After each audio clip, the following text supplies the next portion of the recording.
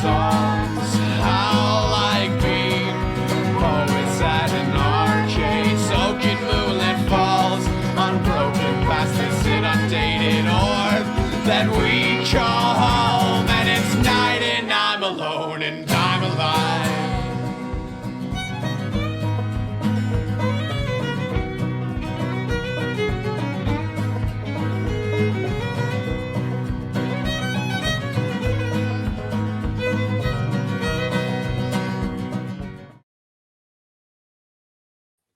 Welcome to the Talkin VAWLS Network. My name is Boogie Bentley, coming at you with a little video. Going to talk some spring practice. Going to talk a little bit about this quarterback competition that continues to develop. But the Vols did wrap up their fourth practice of the spring yesterday. They'll be hitting the field again today, bright and early. And then also Josh Heupel will take to the podium for a press conference around lunchtime.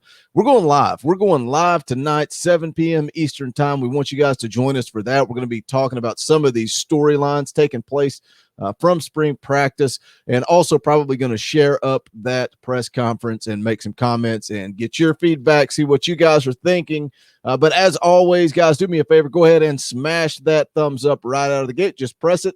Make sure you're subscribed so you don't miss out on all the content that we are dropping. And again, join us tonight, 7 p.m. Eastern time for Talkin VAWLS live. But let's get into it. We're talking about news and notes, things coming out of spring practice. And I want to remind you guys that, you know, some of you were saying, Boogie, where are you getting this information? When I see this video, that's not what I'm seeing. We are watching clips. We see clips from practice. I think they have around 20 periods during practice during the spring, and the media is allowed access for 2 out of those 20. So we get storylines coming from different places such as VolQuest, Rocky Top Insider, different media accesses that are allowed into practice. So that's where the information is coming from. But what you're seeing is just limited. So keep that in mind. But some of the storylines, practice on Thursday, kind of business as usual. The quarterbacks, running backs, you can see here they're working handoffs and RPOs, different things, just basic drills. Also, the offensive line, Big Dane Davis continues to work on that left side. They did move Cade Mays over to the right side. So it's interesting. Take it for what it's worth, but it is something to make note of. Defensive line, one of the things that Austin Price of VolQuest.com was talking about is just how athletic and nimble is the word that he used, that this defensive line looks this season. Rodney Garner working with them on agility type stuff, and the safeties, defensive backs working on fumble recovery. So again, the media has access for a limited amount of time. There's not a lot you can take away from those defensive backs when all you're seeing is fumble recoveries. So some other news and notes, Jabari Small continues to shine early. And I saw a clip of Jimmy Callaway absolutely torching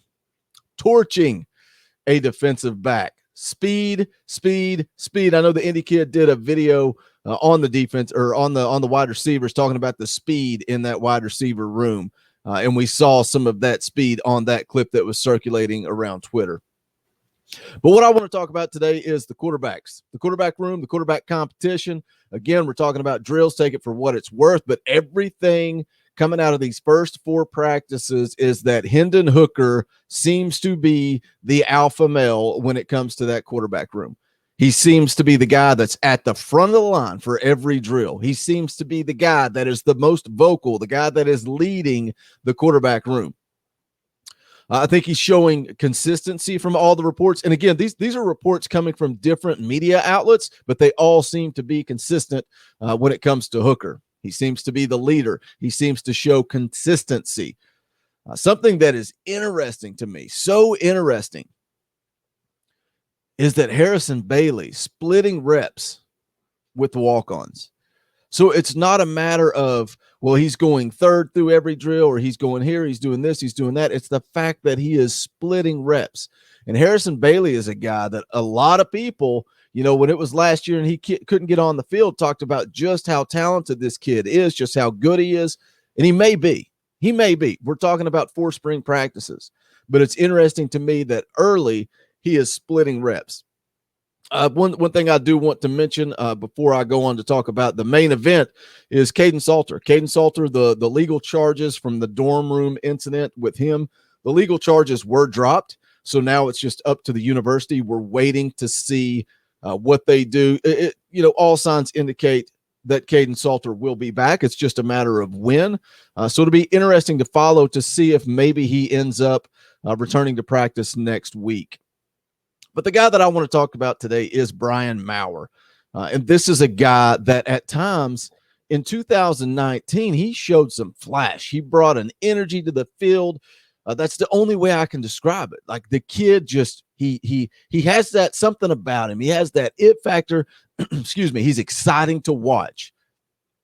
But for every bit of energy that he brings inconsistency. And that's what we continue to hear from these practice reports early this spring, is that he's still struggling to find consistency.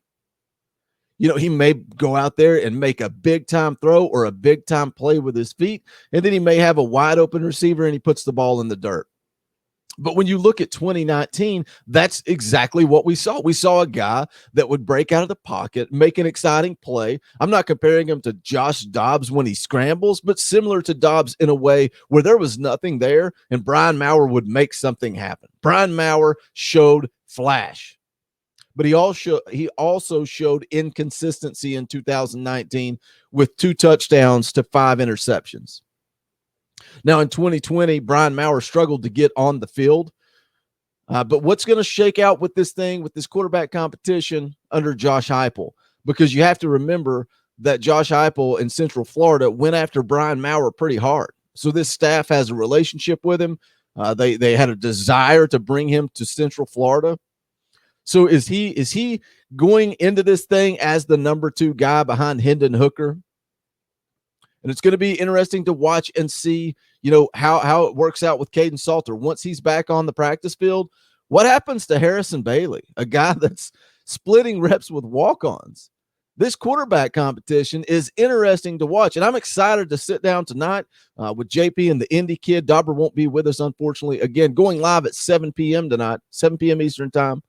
I'm interested to get their opinions on all these reports that are coming out. And something with Maurer that, I think a lot of us were behind him. A lot of people wanted to see that guy succeed. And that's why I wonder if Brian Maurer can have a redemption story, because when we go back and we can look at this tweet that he sent out, and it was, man, this team was in a bad place last year. They were in a bad place.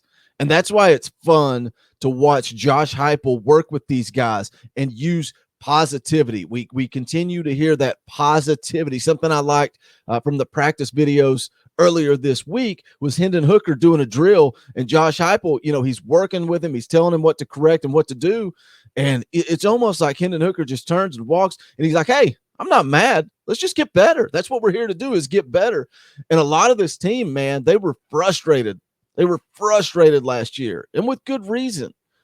Fans will be fans. We're going to put our opinions out there. If we're upset, we're negative. That's the big thing that this fan base gets. It's just how negative and toxic. I keep hearing the word toxic that this fan base is. Look at Josh Heupel. The guy's not coached a single game for Tennessee, and there are people that come at me on a daily basis telling me just how bad he sucks, just how bad he's never going to succeed here. He's not going to be able to recruit. He's not going to be able to get it done. And the guy's never coached a single game at Tennessee. So when you see this tweet that Brian Maurer puts out, and yeah, it pissed me off just as much as it did you guys. Let's get this clear. This isn't your team. You are a fan of us. Unless you put in the blood, well, I think you mean sweat and tears that we do, this will not be your team. As a team, we spend countless hours a week, years away from our family, and all that for someone like you to criticize us.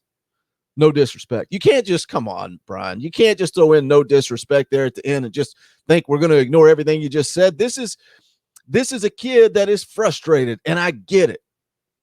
I get it.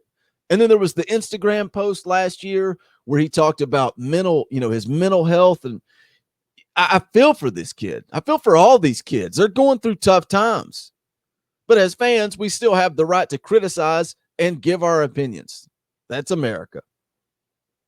But I think it would be amazing. I mean, I've gone on record saying that I think Hendon Hooker is the guy. That's the guy that I'm behind, that I think will probably end up winning this starting job. Brian Maurer with a redemption story would be amazing, though. Brian Maurer come out after everything he's been through, starting off, with some excitement in 2019, getting hurt, getting benched, barely seeing the field last year. We're talking about a guy that would just come in to run a wide receiver screen and then trot right back off the field. The mental health issues, the lashing out at fans. Man, if Brian Maurer comes back to this team as a starter and gets the job done, we'll be real quick to forgive him.